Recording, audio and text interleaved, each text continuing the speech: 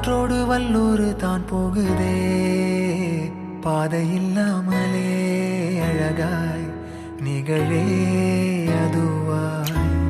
நீரின் ஆழத்தில் போகின்ற கல் போலவே ஓசையெல்லாம் துறந்தே காண்கின்ற காட்சிக்குள் நான் மூழ்கினேன். திமிலேறி காலை மேல் தூங்கும் காகமாய் பூமி மீது இருப்பேன்.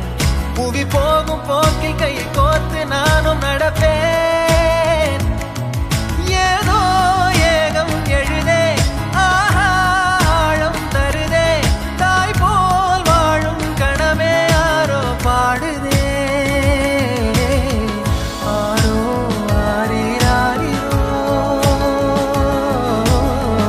ஆரோ ஆரீராரிரோ.